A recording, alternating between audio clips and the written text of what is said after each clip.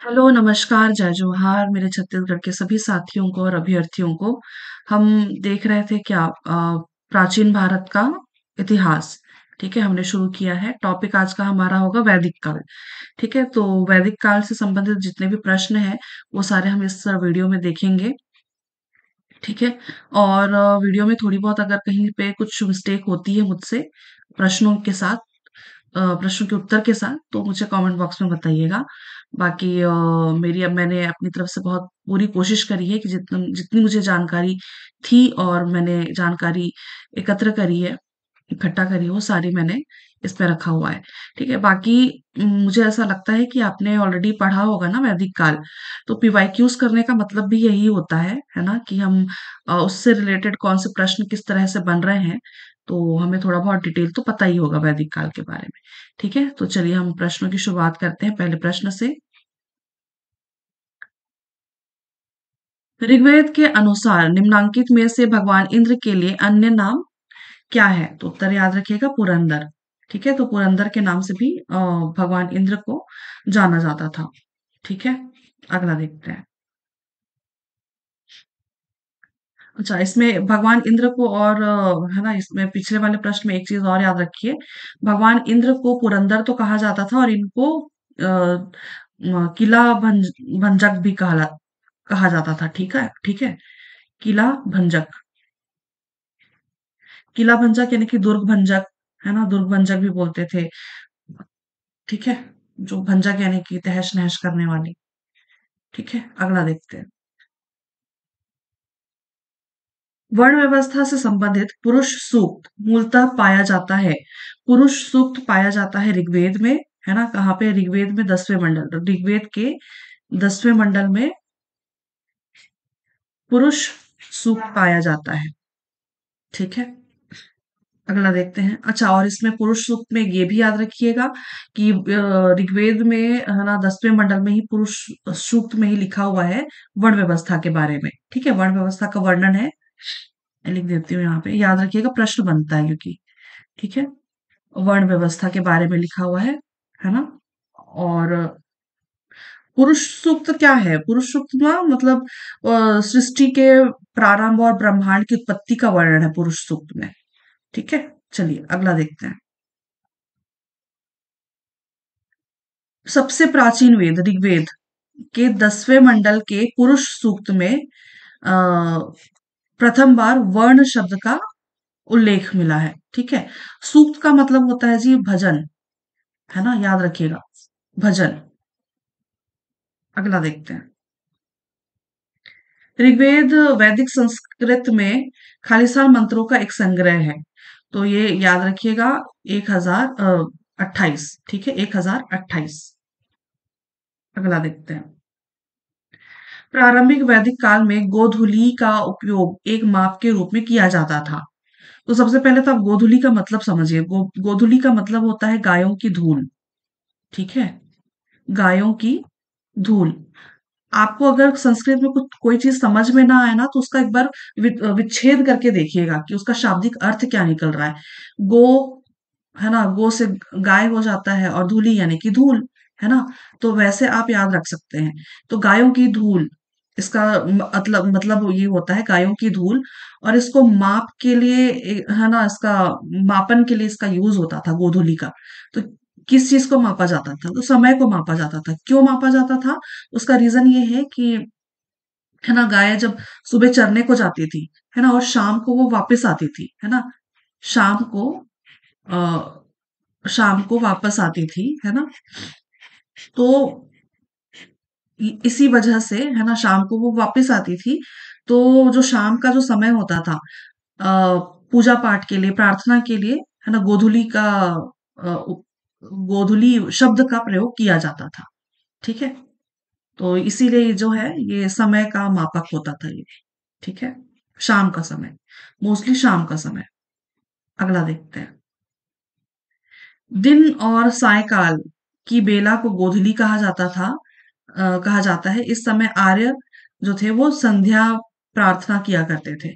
ठीक है, ये दिन का तो पता नहीं, लेकिन शाम का टाइम जो होता था, है ना, शाम के टाइम पे गोधूली शाम की बेला को गोधूली कहते कहते हैं। ठीक है, अगला देखते हैं। उत्तर वैदिक काल में निम्नलिखित में से किन देवताओं को ख्याति प्राप्त थी?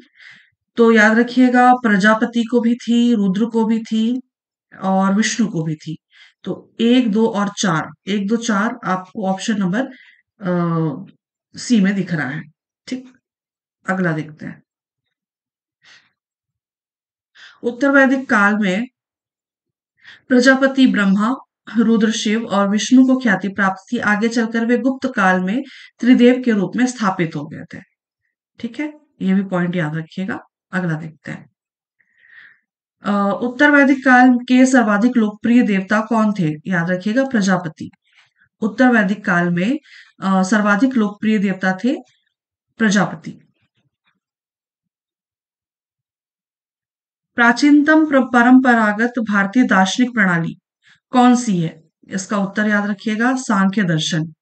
ठीक है, सांख्य दर्शन जो है ये भारतीय दार्शनिक प्रणाली है, सबसे प्राचीनतम।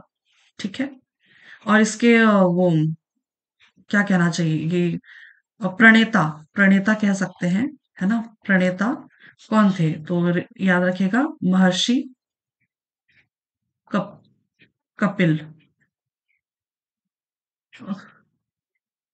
महर्षि कपिल। ठीक है, इसके जो प्रणेता थे सांख्य दर्शन के, महर्षि कपिल। जहां जहां सांख्य दिखे वहां वहां कपिल लगा दीजिएगा। अगला देखते हैं। निम्नलिखित में से कौन सा वेद आंशिक रूप से गद्य है? आंशिक रूप से गद्य है, आंशिक का मतलब कुछ भाग पद्य का और कुछ भाग गद्य का। तो जो दोनों में है पद्य और गद्य, वो है यजुर्वेद। ठीक है, अगला देखते हैं। किस प्रारंभिक वैदिक देव को दुर्गों का विनाशक माना जाता है? पहला या दूसरा सवाल हमने किया था, इसका उत्तर हो जाएगा इंद्र। ठीक है, इंद्र को ही पुरंदर कहते हैं, और है ना, पुरंदर का मतलब होता है किला भंजक। ठीक है, दुर्ग मतलब किला, है ना? ठीक है, अगला देखते हैं। उपनिषद निम्न नाम से जाना जाता है, उपनिषद वेदांत के नाम से जाना जाता है। वेदांत का मतलब क्या होता है? वेदों का, है ना, है ना, अंतिम भाग वेदांत, वेदों का अंतिम भाग।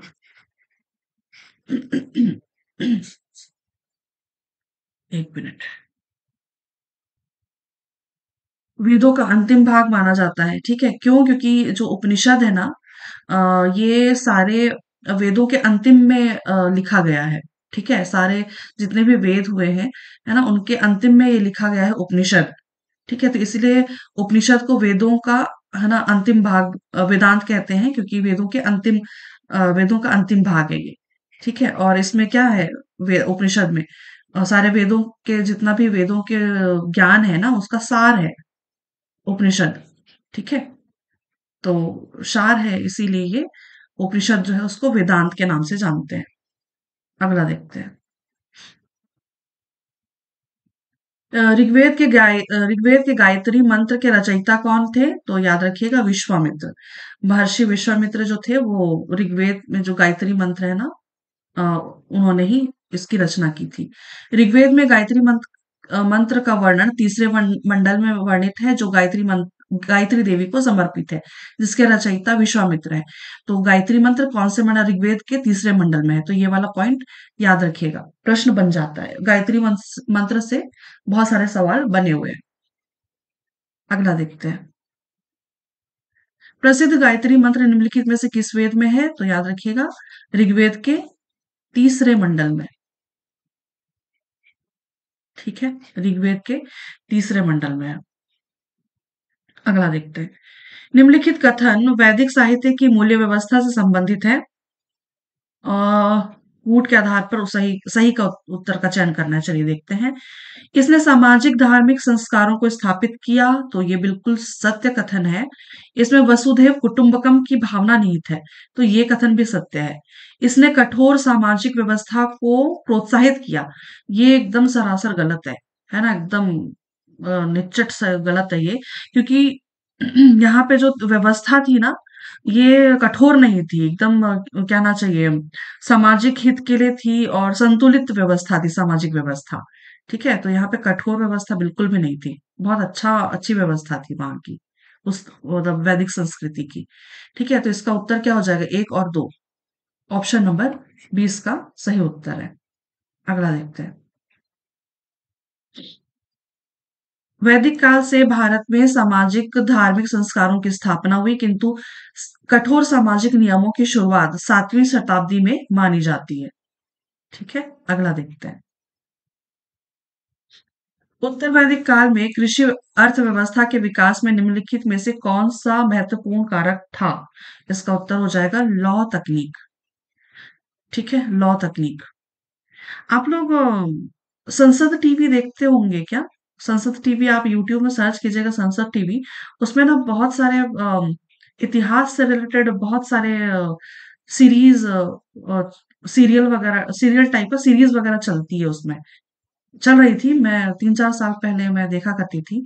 तो उसमें ना ये आर्यों के बारे में, है ना, ये वैदिक, है ना, वैदिक वैदिक काल, ऋग्वेद काल, इवन संविधान, है ना, संविधान निर्माण और वगैरह सबके जितने भी टॉपिक्स जो यूपीएससी वगैरह में जो टॉपिक्स हुआ करते हैं ना, वो सारे टॉपिक्स के ना वहाँ पे संसद टीवी में वो सीरीज चलती थी। पता नहीं अब है कि नहीं, बट पहले चला करती थी। मैंने बहुत सारे वीडियोस संविधान के और, है ना, उत्तर वैदिक काल के, और अच्छे-अच्छे एक्टर एक्ट्रेस है उसमें जो सीरियल वगैरह में काम करते हैं ना, मूवीज वगैरह में, तो वो सारे एक्टर एक्ट्रेस हैं उसमें। अच्छी सीरीज हुआ करती थी। चलिए अगला देखते हैं। निम्नलिखित में से किस स्थल की खुदाई से भारत में लोहे के उपयोग का प्राचीनतम प्रमाण प्राप्त हुआ है? तो इसका उत्तर हो जाएगा अतरंजी खेड़ा। ठीक है। निम्नलिखित में से किस स्थल की खुदाई से भारत के लोहे के उपयोग का प्राचीनतम प्रमाण मिला है? अतरंजी खेड़ा। ठीक है, अगला देखते हैं। भारतीय इतिहास को त्रियुग पद्धति के आधार पर बांटा गया है, जिसके अनुसार 1000 ईसा पूर्व के पश्चात के काल को लौह युग की संज्ञा दी गई है। उत्तर प्रदेश के अतरंजी खेड़ा से लोहे के प्रथम साक्ष्य प्राप्त हुए हैं। अगला देखते हैं। निम्न में से किस वेद में पुरुष सूक्त सम्मिलित है? पुरुष सूक्त सम्मिलित है किसमें? ऋग्वेद में। ठीक है, ऋग्वेद के 10वें मंडल में। 10वां मंडल ना काफी इंपॉर्टेंट है ना, याद रखिएगा। ठीक है, अगला देखते हैं। चार वर्णों की उत्पत्ति का सर्वप्रथम उल्लेख निम्नलिखित में से किस ग्रंथ में मिलता है? उत्तर याद रखिएगा, ऋग्वेद में। ऋग्वेद के कौन से मंडल में? तो 10वें मंडल में, याद रखिएगा। और चार वर्ण कौन थे वो भी आप याद रख लीजिए, है ना। ब्राह्मण थे, है ना, ब्राह्मण, क्षत्रिय, ब्राह्मण, क्षत्रिय, वैश्य और शूद्र। ठीक है, तो ये चार वर्ण थे, है ना, उस वक्त। पुरुष, ये भी ना पुरुष सूक्त में मिलता है। ठीक है, ये भी याद रखिएगा, पुरुष सूक्त।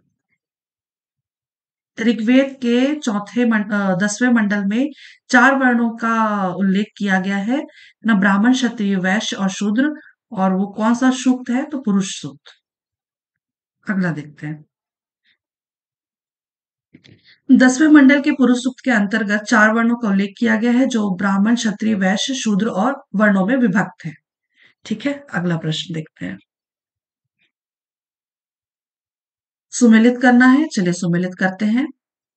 नंदी, नंदी यहाँ पे क्लियरली दिख रहा है, शिव का सांड, कल्प वृक्ष, स्वर्ग का वृक्ष, ऐरावत, ऐरावत जो था ये था दिव्य सफेद हाथी, और कामधेनु तो पवित्र गाय।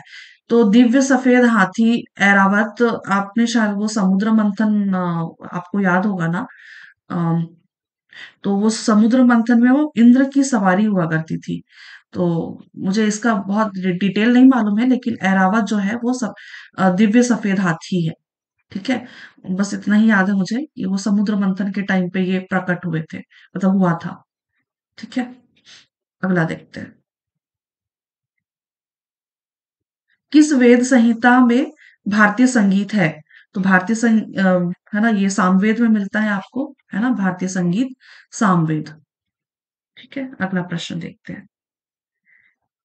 सत्यमेव जयते किस उपनिषद की उक्ति है? तो सत्यमेव जयते जो है ये है ना, मुंडकोपनिषद, है ना, ये अथर्ववेद से संबंधित है, ये भी याद रखिएगा। ये अथर्ववेद से संबंधित है ना, मुंडकोपनिषद। ठीक है, याद रखिएगा, सत्यमेव जयते प्रश्न बन जाते हैं। अगला देखते हैं। अगला यहाँ पे एक व्याख्या दिया हुआ है, देख लीजिए। कठोपनिषद जो है ये यमन चिकेता संवाद का वर्णन है, और छांदोग्य उपनिषद जो है कर्म के अनुसार पुनर्जन्म का वर्णन है इसमें। ठीक है, अगला देखते हैं। निम्नलिखित में से किस धार्मिक ग्रंथ में वेदांत दर्शन का सार निहित है? इसका उत्तर उपनिषद। एक प्रश्न हमने ऑलरेडी किया हुआ है ना, उपनिषद को ही वेदांत दर्शन के नाम से जानते हैं। अगला देखते हैं। यहाँ पे उपनिषदों में वेदों का अंतिम सार यानी कि सारभूत तत्वों का प्रतिपादन एवं वैदिक साहित्य की अंतिम रचना होने के कारण उपनिषदों को वेदांत कहा जाता है। ठीक है, अगला देखते हैं। वैशेषिक दर्शन के प्रणेता ऋषि का नाम क्या है? इसका उत्तर याद रखिएगा, कणाद। और वैशेषिक दर्शन क्या होता है? तो वैशेषिक दर्शन ये होता है जी, इसमें ना पदार्थ, या इसी को हम कह सकते हैं द्रव्य, है ना, और परमाणु, परमाणु परमाणु या अणु, ठीक है ना, इसके सिद्धांत पर, इन दोनों के सिद्धांत पर आधारित है ये वैशेषिक दर्शन। ठीक है, और इसके प्रणेता कौन है? कणाद है, महर्षि कणाद, याद रखिएगा। अगला देखते हैं। अच्छा, यहाँ पे दर्शन दिए हुए हैं और उनके प्रणेता, तो एक बार इनको देख लीजिए, और चाहे तो आप इसका स्क्रीनशॉट लेकर के रख लीजिए, क्योंकि इससे सवाल बन जाते हैं कभी ना कभी। तो याद रखिएगा, सांख्य दर्शन जो है ये कपिल मुनि, ठीक है, न्याय दर्शन के प्रणेता कौन थे? गौतम मुनि, योग दर्शन पतंजलि, वैशेषिक दर्शन जो है वो कणाद, है ना, आधुनिक भौतिक व रसायन पर आधारित, जैसा कि मैंने बताया कि पदार्थ और परमाणु पर आधारित है। और पूर्व मीमांसा, इसका याद रखिएगा, जैमिनी, और उत्तर मीमांसा वादरायण। ठीक है, तो ये 6 आपको दर्शन आपको दिख रहे होंगे, तो इनके प्रणेता से कभी ना कभी सवाल बन जाते हैं। ठीक है, ये 6 के 6 इंपॉर्टेंट है। और किससे रिलेटेड है ये तो नहीं पूछा जाएगा, लेकिन हाँ, उनके प्रणेता याद रखिएगा। ठीक है, अगला देखते हैं। अधोलिखित में कौन गीता की मुख्य शिक्षा है? गीता की मुख्य शिक्षा क्या है? ये भगवत गीता ना, भगवत गीता की मुख्य शिक्षा क्या है? निष्काम कर्म योग। ठीक है, ये भी प्री 2017 का प्रश्न है। अगला देखते हैं। अधोलिखित में कौन एक चावार्क के अनुसार, चावार्क भी एक दर्शन है ना, आपको पता होगा, के अनुसार सर्वोच्च मूल्य है? सर्वोच्च मूल्य काम है। ठीक है, चावार्क के अनुसार सर्वोच्च मूल्य क्या, सर्वोच्च मूल्य जो है वो काम है। ठीक है, ये भी प्री 17 का प्रश्न है, 2017 का, है ना। ठीक है, अगला देखते हैं। अगला अगला चार्वाक एकमात्र नास्तिक भारतीय दर्शन है जिसके अनुसार जीवन का चरम लक्ष्य काम है और अर्थ उसकी प्राप्ति का साधन है। ठीक है, और ये नास्तिक परंपरा तो है ही, साथ में ये भी याद रखिएगा, ये भौतिक भौतिक और अनुभव पर आधारित है। ठीक है, भौतिक और अनुभव अनुभव पर आधारित है। चार्वाक दर्शन जो है वो भौतिक और अनुभव पर आधारित है, और ये, है ना, मोस्टली कहना चाहिए तो, देखा जाए तो ये सुख को बहुत ज्यादा इंपॉर्टेंस देते हैं। खाओ पियो मस्त रहो वाला एक इनका एक कोटेशन था। ठीक है, खाओ पियो मस्त रहो, ऐसा कुछ है इससे रिलेटेड। ठीक है, तो चार्वाक जो है ये नास्तिक भारतीय दर्शन है। ठीक है, याद रखिएगा। अगला देखते हैं। निम्नलिखित में से कौन सा वैदिक विज्ञान वर्तमान समय में काफी प्रशंसनीय है और पुनर्जीवित किया गया है? तो इसका उत्तर गणित हो जाएगा। ठीक है, अगला देखते हैं। गणित बहुत वैदिक काल से ही चला आ रहा है ना, आपको पता होगा ये चीज। प्रसिद्ध गायत्री मंत्र निम्नलिखित में से किस वेद में संकलित है? गायत्री मंत्र ऋग्वेद में संकलित है। कौन से मंडल में? तो तीसरे मंडल में। ठीक है, तीसरे मंडल में है। अगला, किस उपनिषद का शाब्दिक अर्थ सफेद घोड़ा है? इसका उत्तर आप ले लीजिए। इसे यहाँ पे तो दिख नहीं रहा है मुझे। इसका उत्तर वैसे यहाँ पे ना इनमें से कोई नहीं होगा, क्योंकि इसका उत्तर होगा श्वेताश्वर। श्वेताश्वर उपनिषद। ठीक है, श्वेताश्वर उपनिषद है ना। श्वेत यानी कि सफेद, और अश्व यानी कि घोड़ा, है ना, इसीलिए श्वेताश्वर उपनिषद में सफेद घोड़ा का वर्णन है ना। उसका मतलब क्या होता है? अच्छा, इसमें श्वेताश्वर उपनिषद किससे रिलेटेड है, तो ये भी याद रखिएगा, यजुर्वेद। ठीक है, लिखना भी नहीं आ रहा है, यजुर्वेद। ठीक है, यजुर्वेद में है ये। ठीक है, यजुर्वेद से संबंधित है श्वेताश्वर उपनिषद। ठीक, अगला देखते हैं। व्याख्या दिया हुआ है, चलिए एक बार रीड कर लेते हैं। उपनिषद को वैदिक साहित्य का अंतिम भाग माना जाता है, इसलिए इसे वेदांत या वेदों का अंतिम भाग भी कहा जाता है। उपनिषद का नाम और इसके प्रावधान निम्न है। कठोपनिषद में लिखा हुआ है यमन चिकेता चिकेता संवाद, और छांदोग्य उपनिषद में है पुनर्जन्म पर जोर। श्वेताश्वर उपनिषद का शाब्दिक अर्थ होता है सफेद घोड़ा। और यजुर्वेद से रिलेटेड है ये श्वेताश्वर उपनिषद, है ना। तो यजुर्वेद में क्या है, यज्ञ किस प्रकार से किया जाए, है ना, कर्म कांडों का विवरण दिया हुआ है, वर्णन दिया हुआ है उसमें, है ना। तो सफेद घोड़ा का यूज क्यों होता था? आपने देखा होगा, जो यज्ञ कराते थे तो सफेद घोड़ा सीरियल वगैरह में देखा देखा होगा ना आपने जी। क्या बोलते थे उसको, महाभारत वगैरह में। अ, एक जगह से छोड़ते थे, फिर वो घोड़ा जहां पे जाकर के रुकता था, फिर वहां तक अपना क्षेत्र हो जाता था, है ना। तो वो वाला चीज है, वो वाली चीजें हैं यहाँ पे। ठीक, अगला देखते हैं। निम्न में से किसे भारतीय परमाणुवाद का जनक कहा जाता है? तो महर्षि कर्णाद को कहा जाता है। ठीक है, परमाणुवाद। तो ये वैशेषिक दर्शन अभी थोड़ी देर पहले हमने पढ़ा ना, वैशेषिक दर्शन। ठीक है, अगला देखते हैं। भारतीय वैशेषिक दर्शन में सर्वप्रथम परमाणविक स्वरूप का उल्लेख जिसके रचनाकार महर्षि कणाद थे, हैं। अगला देखते हैं। भारतीय संस्कृति में निम्न में से किसे अनंग कहा गया है? अनंग कहा गया है काम को, कामदेव। ठीक है, कामदेव। इसकी स्टोरी आप लोग शायद जानते होंगे ना, मुझे मैं इससे रिलेटेड नहीं हूँ, इसलिए बहुत ज्यादा तो नहीं जानती इसके बारे में। बट हाँ, थोड़ा बहुत मालूम है कि भगवान शिव जब अ, तपस्या कर रहे थे, तो उनकी शिव जी को मनाने के लिए, है ना, कामदेव ने उनकी तपस्या भंग करने की कोशिश करी थी। अ, है ना, तो अपना तीसरा आंख उन्होंने खोल करके कामदेव को भस्म कर दिया था, ऐसा कुछ स्टोरी है शायद, है ना। तो अनंग का मतलब क्या होता है? अनंग का मतलब, है ना, जिसमें कोई कपड़े ना हो, है ना, अनंग।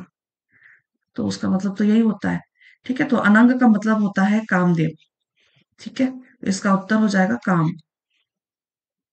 अगला देखते हैं। निम्नलिखित में से किस उपनिषद में वाजपेय यज्ञ की क्रियाओं के संबंध में उल्लेख है? इसका उत्तर याद रखिएगा, तैत्तिरीय उपनिषद। ठीक है, ये भी किससे रिलेटेड है? यजुर्वेद से। यजुर्वेद, ये भी यजुर्वेद से। और यजुर्वेद क्या व्याख्या करता है? यज्ञों का महत्व बताता है, और विधि विधान का वर्णन है उसमें, है ना। और वाजपेयी यज्ञ क्या होता है? वाजपेयी यज्ञ याद, वाजपेयी यज्ञ याद रखिएगा, जो राजा महाराजा होते थे या उच्च जाति के लोग होते थे, है ना, उच्च घरानों के, तो उनके द्वारा जो अ, यज्ञ किया जाता था उसको वाजपेयी यज्ञ कहते हैं। और इसका वर्णन कहाँ पे है? तो तैत्तिरीय उपनिषद में है। ठीक है, चलिए अगला देखते हैं हम। वैदिक काल में शौर्य प्रदर्शन के लिए हाँ, जो मैंने बोला ना वो सफेद घोड़ा शौर्य प्रदर्शन के लिए वाजपेयी यज्ञ किया जाता था, इसका उल्लेख बृहदारण्यक में नहीं है, ये गलत लिखा हुआ है, ठीक है? बृहदारण्यक में नहीं है ये। बृहदारण्यक का क्या मतलब होता है? अरण्य मतलब तो जंगल होता है ना? तो बृहद बृहदारण्यक, अरे जबान भी नहीं पलट रही है, जो भी है ना? ये उसने उपनिषद में नहीं है, याद रखिएगा। ठीक है, अगला देखते हैं। तमसोमा ज्योतिर्गमय कथन का कथन है मूलतः। तो तमसोमा ज्योतिर्गमय लिखा हुआ है कहाँ पे? उपनिषद में लिखा हुआ है। उपनिषद में ये लिखा हुआ है, मतलब तमसोमा ज्योतिर्गमय जो लिखा है ना, ये लिखा है वो वृहदा वृहदारण्यक, ठीक है? ये लिखा है वृहदारण्यक में, वृहद अरण्यक, है ना? इसका मतलब वृहद अरण्यक, ये लिखा है तमसोमा ज्योतिर्गमय उपनिषद, ठीक है? ये याद रखिएगा, है ना? और इसका तमसोमा ज्योतिर्गमय का क्या मतलब होता है? सिंपल मतलब ना, आप थोड़ा सा लॉजिक लगा करके देखिएगा। अगर हालांकि इतना टफ क्वेश्चन शायद ही पूछे ना, ये प्री का प्रश्न है, तो बस इतना ही आपको याद रखना चाहिए। वैसे तो उपनिषद है ना, तमसोमा ज्योतिर्गमय उपनिषद में लिखा हुआ है ना? तो कौन से उपनिषद में बाई चांस पूछ ले तो आप ये वाला याद रखिएगा, बृहदारण्यक उपनिषद ना। आप लॉजिक थोड़ा सा देखिएगा, तमसोमा ज्योतिर्गमय का क्या मतलब होता है? अंधकार से हमें प्रकाश की ओर ले चलो, है ना? और अरण्य मतलब क्या होता है? जंगल। तो थोड़ा सा आप इस तरह से आप लॉजिक लगा करके ना क्वेश्चन सॉल्व कर सकते हैं, बाई चांस अगर टफ किया गया क्वेश्चन को तो। ठीक है, और क्या लिखा हुआ है? अस्तोमा सद्गमय, तमसोमा ज्योतिर्गमय, मृत्योर्मा अमृतगमय, अर्थात हे माँ मुझे असत से सत की ओर और अंधकार से प्रकाश की ओर, मृत्यु से अमरत्व की ओर ले चलो, है ना? उसका जो तमसोमा ज्योतिर्गमय, ये पूरा का पूरा जो लिखा हुआ है ना, ये उपनिषद में, किस उपनिषद में? तो बृहद अरण्यक उपनिषद में लिखा हुआ है। ठीक, अगला देखते हैं। निम्नलिखित में से कौन से अष्टांग योग का अंश नहीं है? मनुस्मृति, है ना? क्या क्या अष्टांग योग थे? योग ये तो थे ही, क्या था? है ना, नियम यम नियम आसन, ऐसे याद रखा था मैंने, यम नियम आसन। फिर प्राणायाम, प्राणायाम प्राणायाम, प्रत्याहार, प्रत्याहार धारण, प्रत्याहार धारण, और ध्यान और समाधि, है ना?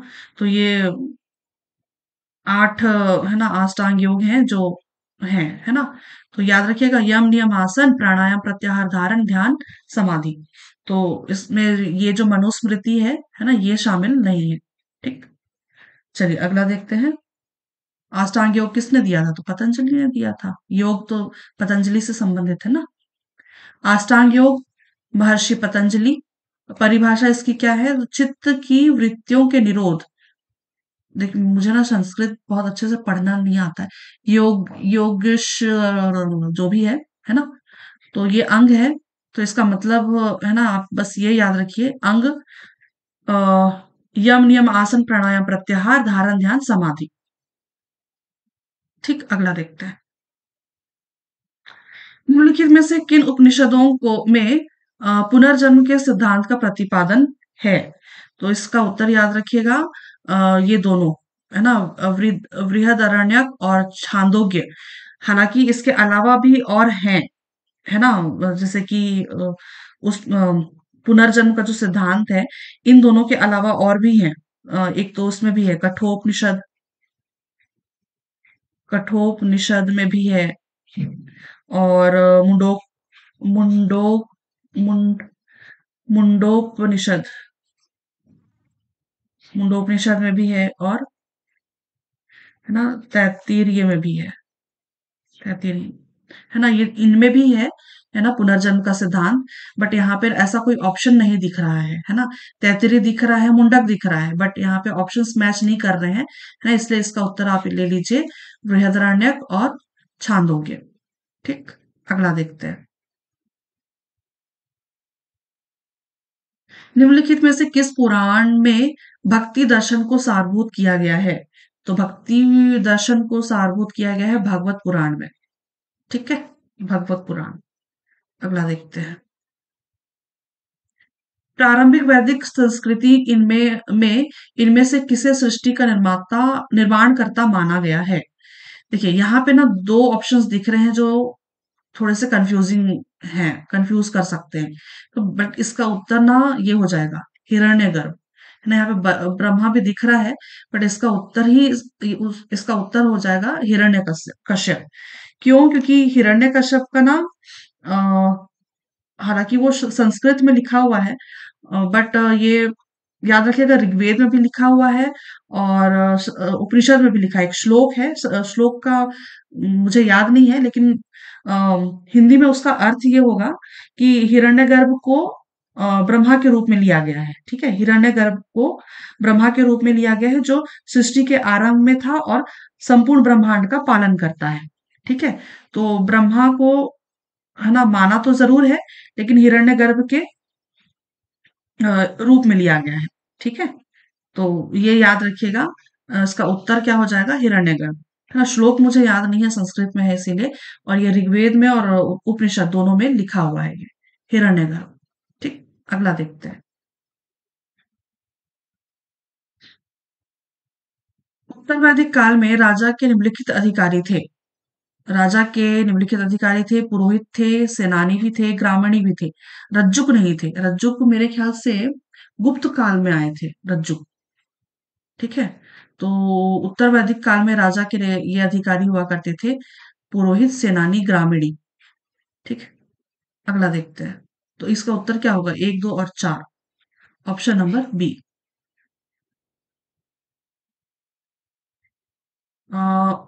निम्नलिखित में से किसके विरुद्ध 10 कबीलों के शासकों ने वैदिक काल में दशराज्य युद्ध लड़ा था? इसका उत्तर हो जाएगा सुदास। ठीक है, ये भी ना मैंने उसी संसद वाले सीरीज में देखा था, संसद टीवी में वो सीरीज चल रही थी। वो 10 कबीलों के शासक थे एक तरफ, और एक तरफ सुदास था। है ना, और इसमें इसकी जीत हो गई थी। मैंने उसी सीरियल में देखा था, संसद टीवी में। अगला देखते हैं। उसमें बहुत सारी चीजें ना आपको नॉलेज की मिल जाएगी, अगर आप फ्री टाइम में रहे ना, तो देखिएगा, अगर आपको मिलेगा यूट्यूब वगैरह में मिल जाएगा, संसद टीवी में। अगला है यहाँ पे व्याख्या।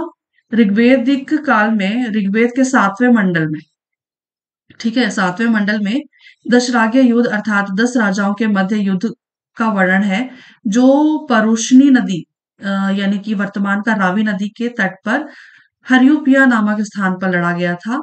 इनमें इसमें एक पक्ष भरत जन के राजा सुदास, जिनके पुरोहित वशिष्ठ थे, जबकि दूसरे तरफ 10 जन यानी कि 5 आर्य और 5 अनार्य, है ना, जिनके पुरोहित विश्वामित्र थे, है ना, इनके मध्य लड़ा गया था, और जिसमें सुदास विजयी रहे थे। अर्थात वैदिक काल में सबसे प्रतापी राजा सुदास था।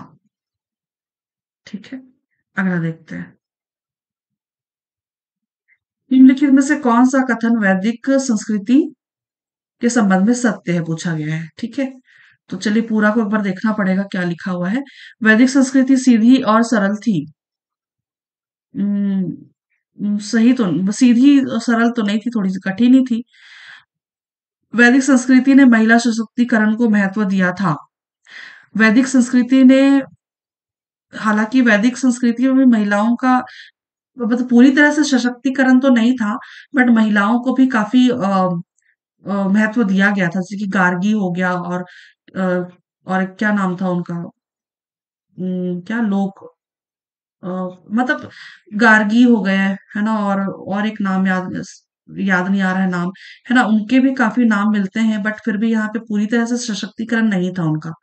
है ना, उत्तर वैदिक काल में काफी उनको वो किया गया था ना, वर्ड नहीं आ रहे हैं यार मुझे मुंह पे, है ना, अ, अ, अ, वो पुरोहितों, मतलब वो क्या कहते हैं, ग्रंथों को पढ़ने का अधिकार नहीं था, है ना, सिर्फ सुन सकते थे, है ना, तो इस तरह से वो सशक्तिकरण नहीं थी। वर्ड नहीं आ रहा है मुझे मुंह पे। वैदिक संस्कृति एकेश्वरवाद पर आधारित था, तो ये भी गलत है ना। वैदिक संस्कृति ने यज्ञों को महत्व दिया, ये कथन बिल्कुल सही है ना, यज्ञ बहुत ज्यादा हुआ करते थे। है ना, इस टाइम पे वैदिक संस्कृति में। ठीक, तो इसका उत्तर हो जाएगा ऑप्शन नंबर डी। जुबान भी ना कभी कभी पलटती नहीं है। चलिए अगला देखते हैं, निम्न में से किस दर्शन का मत है कि वेद शाश्वत सत्य है?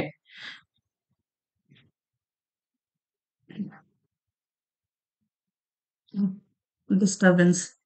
ठीक, चलिए प्रश्न क्या था, निम्न में से किस दर्शन का मत है कि वेद शाश्वत सत्य है? तो इसका उत्तर हो जाएगा न्याय। न्याय और साथ में एक चीज और याद रखिएगा, न्याय और वेदांत। ठीक है, न्याय और वेदांत ये दोनों नाम याद रखिएगा कि न्याय और वेदांत दर्शन में, है ना, और वेद शाश्वत को सत्य माना गया है। ठीक है, वेद वेद शाश्वत को सत्य माना गया है। हाँ, और इसमें क्या है कि वे ईश्वर को प्रत्यक्ष ज्ञान के रूप में, है ना, कार्य करते हैं। ठीक, चलिए अगला अगला प्रश्न करते हैं। यहाँ पे भारत में षट दर्शन की परंपरा रही है ना, उसके कुछ दर्शन यहाँ पे दिए हुए हैं और उनसे संबंधित उनके प्रणेता, है ना, याद रखिएगा। सांख्य दर्शन कपिल, न्याय दर्शन गौतम, योग दर्शन पतंजलि, वैशेषिक दर्शन कणाद, पूर्व मीमांसा जैमिनी और उत्तर मीमांसा वादरायण। अगला प्रश्न करते हैं, वैदिक नदी अस्किनी की पहचान निम्नांकित नदियों में से किस किस एक के साथ की जाती है? इसका उत्तर याद रखिएगा, चेनाब नदी। अगला देखते हैं, किस जैन तीर्थंकर का उल्लेख ऋग्वेद में आया है? इसका उत्तर याद रखिएगा, ऋषभनाथ। ठीक है, ऋषभनाथ का उल्लेख ऋग्वेद काल में है। ठीक है, अगला देखते हैं, कहा अगला है, अगला है, निम्नलिखित में से किस वैदिक ग्रंथ में पुंसवन से लेकर मृतक दाह तक के सामाजिक रीति रिवाज एवं संस्कार वर्णित किए गए हैं? तो इसका उत्तर याद रखिएगा, गृह सूत्र। ठीक है, गृह सूत्र। गृह सूत्र वो सूत्र है जहां पे पुंसवन से लेकर मृतक मृतक मृतक दाह, है ना, यानी कि पुंसवन का मतलब होता है गर्भावस्था के बाद वाला जो टाइम होता है, पीरियड, है ना, वो पुंसवन कहलाता है। ठीक है, वहां से लेकर के अंतिम यानी कि मृतक दाह संस्कार तक के जो रीति रिवाज है ना, उसका वर्णन है कहाँ पे? गृह सूत्र में। ठीक, अगला देखते हैं, एक प्रश्न और एक दो प्रश्न और बने हैं इससे भी। ठीक है, गृह सूत्र में पुंसवन से लेकर मृतक दाह तक के सामाजिक रीति रिवाज एवं 16 संस्कार वर्णित किए गए हैं। ठीक है, अगला देखते हैं, न्याय दर्शन का प्रणेता कौन था? तो न्याय दर्शन के प्रणेता, ये प्रवर्तक अ, गौतम मुनि या महर्षि गौतम कह सकते हैं। ठीक, याद रखिएगा। अगला देखते हैं, न्याय दर्शन के आचार्य गौतम हैं, कपिल सांख्य दर्शन के आचार्य हैं, जबकि शंकर और वल्लभ वेदांत संप्रदाय के आचार्य हैं। ठीक है, वो पिछले प्रश्न का व्याख्या है ये। अगला, अपूर्व का सिद्धांत संबंधित है। अपूर्व का सिद्धांत मीमांसा से संबंधित है। ठीक है, याद रखिएगा, और मीमांसा कर्मकांड और विधान से संबंधित है, ये भी याद रखिएगा। ठीक, अगला देखते हैं, और इसमें क्या अपूर्व का मतलब क्या होता है? मतलब इसमें, है ना, अपूर्व का सिद्धांत क्या है? तो इसको याद रखिएगा, फल से पहले, है ना, ज्ञात नहीं हो सकता। है ना, इसका मतलब फल से पहले कोई भी चीज हम ज्ञात नहीं कर सकते, यानी कि हमको कोई भी काम करना है उसके बाद ही हमें फल की प्राप्ति होगी, है ना, ऐसा इसमें लिखा हुआ है। अपूर्व का सिद्धांत मीमांसा से संबंधित है। ठीक है, अगला देखते हैं, अगला है, भारतीय संस्कृति के अंतर्गत रित का क्या अर्थ है? तो रित का अर्थ अर्थ होता है प्राकृतिक नियम। याद रखिएगा, प्राकृतिक नियम। अगला देखते हैं, भारतीय दर्शन में रित का आशय प्राकृतिक नियम से है। प्राकृतिक नियमों का संरक्षक वरुण देवता ऋतस्य गोप को माना गया है। ठीक है, अगला देखते हैं, सर्वप्रथम स्तूप शब्द कहाँ मिलता है? स्तूप शब्द मिलता है ऋग्वेद में। गौतम बुद्ध, याद होगा आपको, है ना, और गौतम बुद्ध के वो जहाँ पे अपनी साधना किया करते थे, तो उसी जगह को हम स्तूप के नाम से जानते हैं, है ना। अगला देखते हैं, स्तूप। स्तूप क्या है? यह संस्कृत संस्कृत और पाली से लिया गया है, जिसका शाब्दिक अर्थ होता है ढेर। ठीक है। और इसे बौद्ध प्रार्थना स्थल माना जाता है। गोल टीले के आकार की संरचना है, जिस पर बौद्ध अवशेषों को रखा जाता है। ठीक है, अगला देखते हैं। सांची का स्तूप बहुत फेमस है। ठीक है, अगला है, निम्नलिखित में से अद्वैत वेदांत के अनुसार किसके द्वारा मुक्ति की प्राप्ति की जा सकती है? तो बहुत आसान सा प्रश्न है ये तो, है ना? ज्ञान की प्राप्ति की जा सकती है। ठीक है, अगला देखते हैं। अद्वैत वेदांत के अनुसार मोक्ष की प्राप्ति अविद्या के नाश से ही संभव है। अविद्या का नाश ज्ञान से ही हो सकता है। अगला देखते हैं। अगला है, प्राचीन भारतीय सभ्यताओं में कर्म कांडों को पूरा करने के लिए निर्देश शामिल किए गए हैं। इसका उत्तर याद रखिएगा, सूत्र के अंतर्गत। बहुत सारे सूत्र आपको मिल जाएंगे, है ना, वेदों में। लेकिन एक तो मुझे याद आ रहा है, धर्म सूत्र याद आ रहा है ना? और भी बहुत सारे सूत्र हैं, है ना, जो कर्म कांडों को पूरा करने के जो निर्देश दिए गए हैं वो धर्म सूत्र के मतलब सूत्र के अंतर्गत दिए गए हैं, है ना? उसका उत्तर हो जाएगा सूत्र। अगला देखते हैं। निम्नलिखित में से कौन सांख्य सिद्धांत नहीं है? सांख्य सिद्धांत कौन सा नहीं है? तो इसका उत्तर याद रखिएगा, असत कार्यवाद। असत्य कार्यवाद जो है ये सांख्य सिद्धांत नहीं है। ठीक है, बाकी ये सारे हैं, है ना, सत्कार्यवाद, विकासवाद, है ना, पुरुष बहुत्ववाद, ये सारे हैं। ठीक, अगला देखते हैं। सांख्य सिद्धांत सत्कार्यवाद, पुरुष बहुत्ववाद और विकासवाद है, लेकिन न्याय दर्शन जो है वो असत्य कार्यवाद है। ठीक है, असत्य कार्यवाद जो है वो न्याय दर्शन के अंतर्गत आता है। अगला, निम्न में से किस वेद में पुरुष सूक्त सम्मिलित है? उत्तर याद हो जाएगा, होगा शायद आपको, है ना? इसका उत्तर हो जाएगा ऋग्वेद। अगला देखते हैं। निम्नलिखित में से किसे प्रस्थानत्रयी में शामिल नहीं किया गया है? प्रस्थानत्रयी का मतलब क्या होता है ना? ये जो उपनिषद है, और ये ब्रह्मसूत्र भी होता है। ठीक है, याद रखिएगा, ये वेद है ना? है ना, इसी को वेद कहेंगे। वेदों के अंतर्गत ही तो सूत्र आते हैं ना, तो ब्रह्म सूत्र वेदों के अंतर्गत ब्रह्म सूत्र भी है ना? तो उपनिषद, वेद और, है ना, ये गीता, ये ऐसा कर देती हूँ मैं, है ना, इनका एक समूह है। ठीक है, ये प्रस्थान त्रयी जो है ना, ये उपनिषद, वेद और गीता का एक समूह है ना? और इसका अध्ययन किसने किया है? तो याद रखिएगा, आदि शंकराचार्य। आदि शंकराचार्य। ठीक है, मेंस में जब आप फिलोसॉफी वगैरह पढ़ते हैं ना, तो इन सबके नाम जो भी हम पढ़ रहे हैं ना, ये सब कुछ आता है उसमें। ठीक, तो समूह, ये एक समूह है प्रस्थानत्रयी, है ना, उपनिषद, वेद और गीता का। और इसके, है ना, इसका अध्ययन किसने किया है ना? तो इनका सबका अध्ययन किया है किसने? आदि शंकराचार्य ने। तो इससे जो संबंधित नहीं है वो मनुस्मृति संबंधित नहीं है। ठीक, अगला देखते हैं। यह दिया हुआ है, क्या है? प्रस्थानत्रयी उपनिषद, श्रीमद् भगवत गीता, ब्रह्म सूत्र को सामूहिक रूप से प्रस्थानत्रयी कहा जाता है। ठीक है, अगला देखते हैं। न्याय दर्शन का प्रतिपादन गौतम ऋषि ने किस ग्रंथ में किया है? इसका उत्तर याद रखिएगा, न्याय सूत्र। ठीक है, अगला देखते हैं। न्याय सूत्र भारतीय दर्शन का प्राचीन ग्रंथ है, जिसकी रचना महर्षि गौतम ने की। यह न्याय दर्शन का प्राचीनतम रचना है। अगला देखते हैं। हिंदू धर्मशास्त्र के अनुसार गृहस्थ के द्वारा किए जाने वाले 5 महायज्ञ के अंतर्गत स्वाध्याय और संध्योपासना किस यज्ञ के लिए किया जाता है? इसका उत्तर याद रखिएगा, ब्रह्म यज्ञ के लिए किया जाता है। ठीक है, प्रश्न एक बार फिर से पढ़ लीजिए।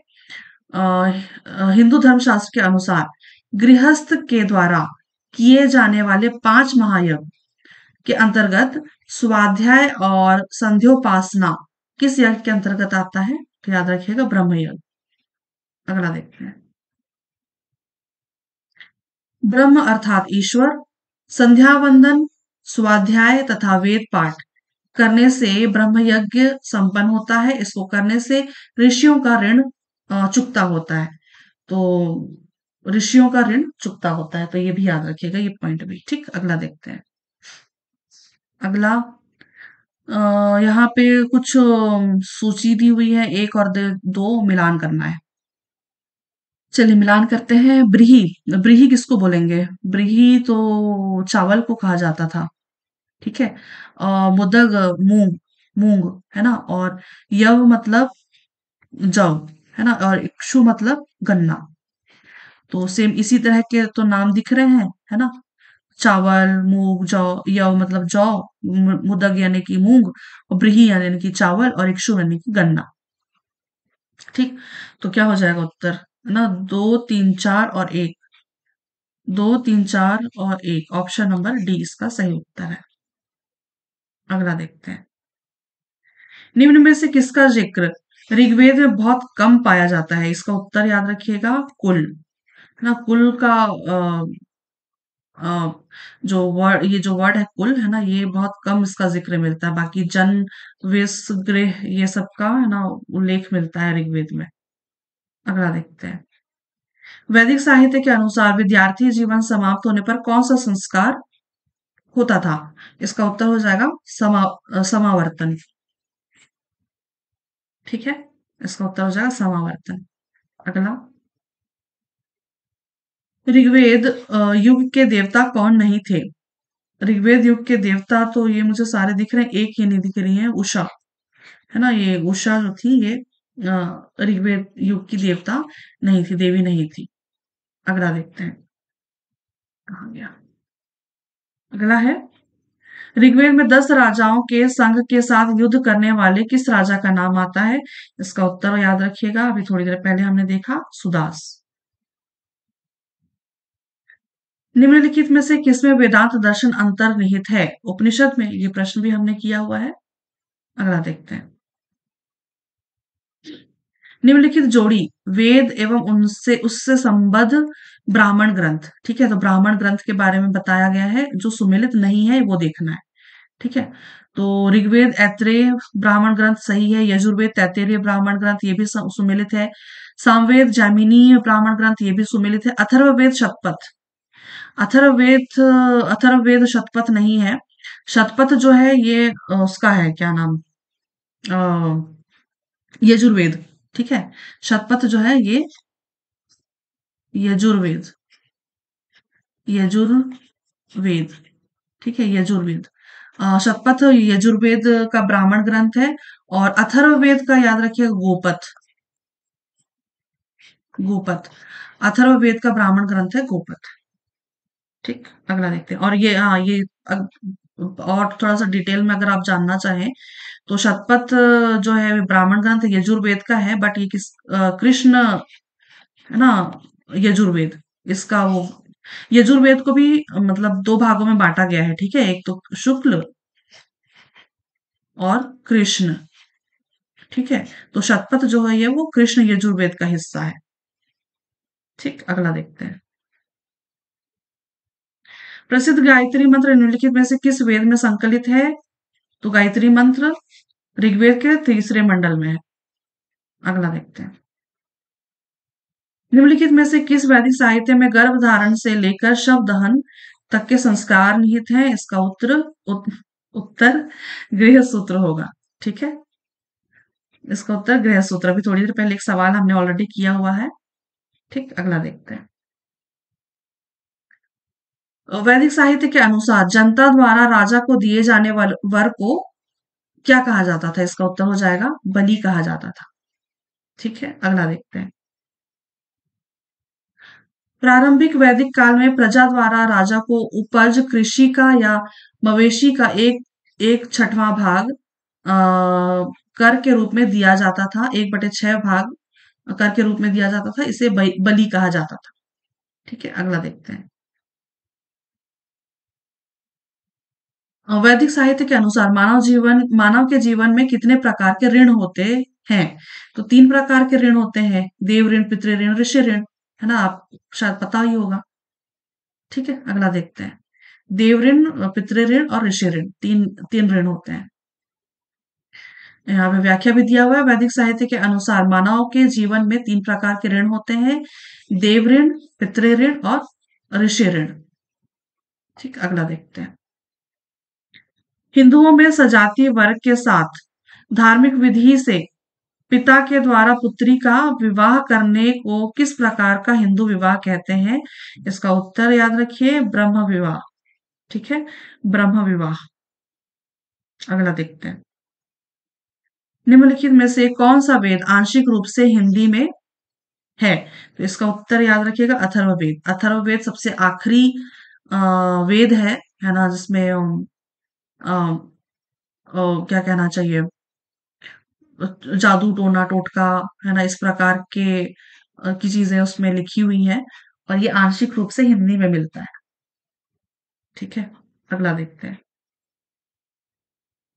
वैदिक युग के धार्मिक जीवन के संबंध में निम्नलिखित में से कौन सा कथन सत्य है? तो पूरा को पढ़ना पड़ेगा। एकेश्वरवाद की अवधारणा मौजूद थी, तो ऐसा बिल्कुल नहीं है ना, ये कथन गलत है। मतलब यज्ञों के महत्व का विस्तार हुआ, यही कथन सत्य है। एक प्रश्न हमने ऑलरेडी किया हुआ है ना इस प्रकार का, है ना। प्राकृतिक चिन्हों की प्रार्थनाओं में वृद्धि हुई, हाँ, तो ये गलत है। मानव जीवन को आश्रमों में विभाजित किया गया, तो ये वाला भी गलत है। तो ये वाला सही है ना। यज्ञों के महत्व का विस्तार हुआ था। अगला देखते हैं।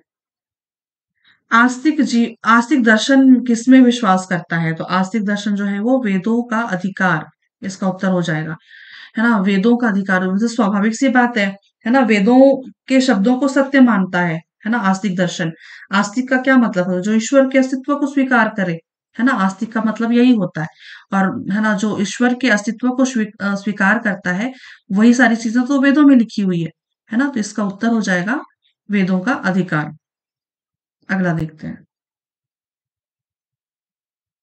यहाँ पे व्याख्या दिया है, चल देख लेते हैं एक बार। भारतीय दर्शन का विभाजन वेदों में प्रामाणिकता को स्वीकार करने वाले आस्तिक और वेदों की प्रामाणिकता को अस्वीकार करने वाले नास्तिक में किया जाता है। वेदों पर अधिकार रखने वाले दर्शनों को आस्तिक दर्शन कहते हैं, और इन दर्शनों के की संख्या 6 है ना, जिन्हें संयुक्त रूप से षट दर्शन कहा जाता है। ठीक है, तो सांख्य, योग, न्याय, वैशेषिक, पूर्व मीमांसा, उत्तर मीमांसा या वेदांत। ठीक है, चलिए अगला हम देखते हैं। ऋग्वेद के विवरण के अनुसार क्षेत्रपति का आशय क्या है? तो इसका मतलब होता है खेत का मालिक। खेत को अगर आप तत्सम, आपका खेत का तत्सम अगर आप देखेंगे तो क्षेत्र ही कहते हैं ना, तत्सम क्षेत्र। क्षेत्र को खेत कहते हैं। क्षेत्रपति यानी कि खेत का मालिक। ठीक, अगला ये सीजी व्यापम एसआई मेंस 2023 का प्रश्न है ये भी। अगला देखते हैं। सत्यमेव जयते शब्द कहाँ से लिया गया है? अभी थोड़ी देर पहले ये हमने पढ़ा था, है ना। मुंडो मुंडकोपनिषद, मुंडकोपनिषद। ठीक है, मुंडक उपनिषद, इसको याद रखिएगा, है ना। ये भी मेंस का ही प्रश्न था, सीजी एसआई 2023। ठीक, अगला देखते हैं। हाँ, सत्यमेव जयते किस मुंडकोपनिषद में कहाँ पे लिखा हुआ? तो तीसरे मंडल में लिखा हुआ है, ये भी याद रखिएगा। ठीक है। रामायण के लेखक कौन है? तो महर्षि वाल्मीकि, सभी को पता है ये। यदि ऐसे ऐसे तो प्रश्न आते थे जी व्यापम में, पता नहीं फिर भी लोगों की भर्ती नहीं हो पा रही है। चलिए अगला देखते हैं। रामायण संस्कृत में लिखित महाकाव्य है, जिसकी रचना महर्षि वाल्मीकि के द्वारा की गई। रामायण का अन्य नाम, ये क्या लिखा हुआ है, चतुर्श चतुर्विशति सहस्त्री संहिता है। रामायण का अन्य नाम चतुर्विशति सहस्त्री संहिता है, और महर्षि वाल्मीकि को आदि कवि भी कहा जाता है। ठीक, अगला देखते हैं। सबसे प्राचीन वेद ऋग्वेद, ये भी टीचर भर्ती का है। ऋग्वेद की रचना 1500 ईसा पूर्व से 1000 ईसा पूर्व के मध्य की गई थी, तथा अन्य वेद की रचना 1000 ईसा पूर्व से 500 ईसा पूर्व के मध्य की गई थी। अगला देखते हैं। प्राचीन भारतीय दर्शन के अनुसार पुरुषार्थ या जीवन के 4 उद्देश्यों में शामिल नहीं है। तो ये याद रखिएगा, यश शामिल नहीं है। क्यों? क्योंकि 4 उद्देश्य जो हैं ये काम, मोक्ष, अर्थ और धर्म। ठीक है? ये चारों जो है ये जीवन के 4 उद्देश्य हैं। ठीक है? कौन-कौन से? काम, अर्थ, मोक्ष और धर्म। अगला देखते हैं। प्रथम भारतीय रचना जिसका अनुवाद यूरोपीय भाषाओं में हुआ है, तो इसका उत्तर याद रखिएगा, भगवत गीता का अनुवाद है ना यूरोपीय भाषाओं में हुआ है। अगला देखते हैं। प्राचीनतम वेद का नाम क्या है? ऋग्वेद है। अगला देखते हैं। पुराणों की संख्या कितनी है? तो याद रखिएगा 18 है। पुराणों की संख्या कितनी है? 18। मत्स्य पुराण, विष्णु पुराण, वायु पुराण और बहुत सारे पुराण जो है ना, वो सारे हैं ये 18 पुराण। अगला देखते हैं। केवल प्रत्यक्ष प्रमाण को कौन स्वीकार करता है? तो प्रत्यक्ष प्रमाण को सिर्फ और सिर्फ चार्वाक स्वीकार करता है और ये नास्तिक दर्शन है। ठीक है? अगला देखते हैं। भारतीय दर्शन के 6 प्रकार के प्रमाण स्वीकार करता है, जिनमें चार्वाक केवल प्रत्यक्ष को ही प्रमाण मानता है ना? उनका प्रसिद्ध कथन है प्रत्यक्षम किम प्रमाणम। अगला देखते हैं। अधोलिखित में कौन एक चार्वाक के अनुसार सर्वोच्च मूल्य है? ये है इसका उत्तर, काम। ठीक, ये प्रश्न आई थिंक हमने ऑलरेडी किया हुआ है। अगला देखते हैं। चार्वाक एकमात्र भारतीय भौतिकतावादी दार्शनिक है जो काम को जीवन का सर्वोच्च आदर्श व अर्थ को उसकी प्राप्ति का साधन मानते हैं। ठीक है, अगला देखते हैं। निम्नलिखित कथनों को पढ़िए तथा सही विकल्प का चुनाव कीजिए। चलिए देखते हैं। कपिल सांख्य पद्धति के सबसे पुराने प्रणेता हैं, तो ये बिल्कुल कथन सही है ना? सांख्य पद्धति के प्रणेता कौन है? तो ऋषि कपिल हैं। कपिल यह बताते हैं कि किसी व्यक्ति का जीवन प्रकृति की शक्तियों द्वारा गढ़ा जाता है, किसी दैवी शक्ति से द्वारा नहीं। तो ये कथन भी सही है। ठीक है, तो ये दोनों कथन सही है, इसलिए इसका उत्तर कौन सा हो जाएगा? 1 और 2 दोनों सही है। कथन ऑप्शन नंबर ए। ये 20 का प्रश्न है प्री। अगला देखते हैं। सांख्य दर्शन के प्रणेता महर्षि कपिल हैं। यह दर्शन आस्तिक होते हुए भी अनिश्वरवादी है। हाँ, इसके अनुसार व्यक्ति के जीवन का निर्माण प्रकृति एवं पुरुष दोनों से हुआ है। इसको अगर आप डिटेल में पढ़ेंगे ना तो बहुत अच्छी स्टोरी है ये, मतलब स्टोरी की तरह पढ़ेंगे तो, है ना? इसमें ईश्वर की कोई भूमिका नहीं है। ठीक है, तो ये वाला पॉइंट याद रख लीजिए। जैसे कि अभी कथन वाले प्रश्न बने थे, तो इस तरह के प्रश्न भी बन सकते हैं, तो ये पॉइंट याद रखिएगा। ठीक, अगला देखते हैं। असत कार्यवाद किसका कार्य कारण सिद्धांत है? तो इसका उत्तर याद रखिएगा, न्याय। अभी थोड़ी देर पहले भी ये वाला हमने एक प्रश्न किया हुआ था ना।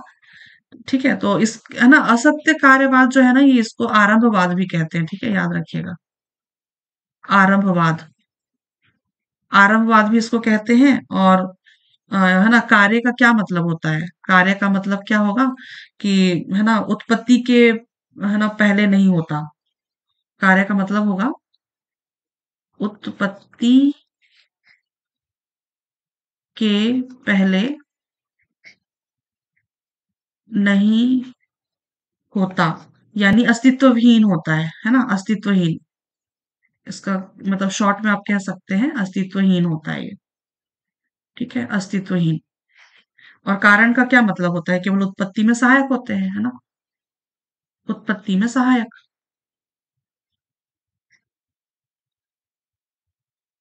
उत्पत्ति में ये सहायक होते हैं कारण।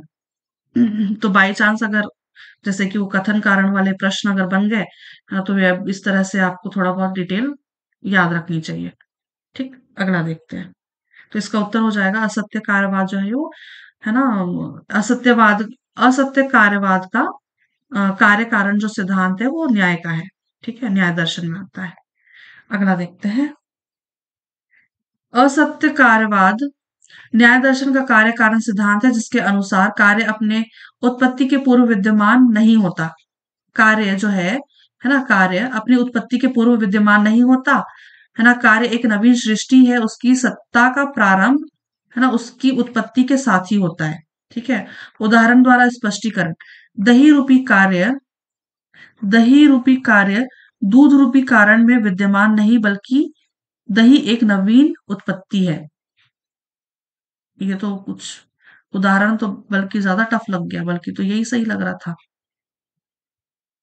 दही रूपी कार्य दूध रूपी कारण में विद्यमान नहीं, बल्कि दही एक, ये तो मुझे समझ में नहीं आया जी, अगर आपको समझ में आया होगा तो पता नहीं, बट बल्कि तो मुझे यही सही समझ में आया। कार्य अपने उत्पत्ति के पूर्व विद्यमान नहीं होता, कार्य एक नवीन सृष्टि है, उसकी सत्ता का प्रारंभ उसकी उत्पत्ति के साथ ही होता है ना। और कारण स्वाभाविक सी बात है, केवल उत्पत्ति में सहायक होते हैं। अगला देखते हैं। खाओ पियो खुश रहो किसका नैतिक आदर्श वाक्य है ना, तो ये याद रखिएगा, चावाक। ये भी लास्ट ईयर का प्रश्न है, एसआई का प्री। अगला देखते हैं। पिछले प्रश्न का व्याख्या है, देखते हैं। यह नैतिक आदर्श वाक्य नास्तिक शिरोमणि चावार्क के सुखवाद से संबंधित है। तो इसका, जिनका प्रसिद्ध कथन है, यावज् जीवेत सुखम जीवेत ऋणम कृत्वा घृतम पिबेत, भस्मीभूतस्य देहस्य पुनरागमनम कुतः। इसी सुखवादी वाक्य को पाश्चात्य दार्शनिकों ने eat drink and B Mary, eat drink and be happy होगा जी, क्या क्या लिखा हुआ है ना, खाओ पियो और खुश रहो कहा। चावार्क के इस कथन का पूर्ण अर्थ है, जब तक जियो सुख से जियो, उधार लेकर घी पियो, क्योंकि देह की मृत्यु के बाद पृथ्वी पर पुनरागमन संभव नहीं है। मतलब कुल मिलाकर के शिरोमणि चावार्क जो है ना, ये काफी मतलब अ, अच्छे माइंड के हैं ना। खाओ पियो मस्त रहो, खाओ पियो खुश रहो, मुझे पसंद आई ये शिरोमणि चावार्क। अगला देखते हैं। वैशेषिक सूत्र किस ऋषि द्वारा लिखा गया है? अभी थोड़ी देर पहले भी हमने ये प्रश्न किया हुआ है ना, कणाद। ये भी पिछले साल का ही प्रश्न है। अगला देखते हैं। विशेष पदार्थों से युक्त दर्शन के प्रतिपादन के कारण ही यह दर्शन वैशेषिक दर्शन कहलाया। वैशेषिक दर्शन के संपूर्ण सिद्धांत वैशेषिक सूत्र नामक ग्रंथ में पाए जाते हैं, जिसे ऋषि कणाद द्वारा लिखा गया है। हमने ऑलरेडी ये वाला प्रश्न किया हुआ है पहले भी, है ना? तो चलिए फिर यहीं तक का था आज का हमारा टॉपिक। खत्म हो गए सारे प्रश्न वैदिक काल से। अगला हम वीडियो करेंगे, मतलब प्रश्न करेंगे हम बौद्ध धर्म से। ठीक है, तो आज के लिए बस इतना ही। आप सभी को एग्जाम की हार्दिक शुभकामनाएं। तब है ना, धन्यवाद, शुक्रिया और आभार।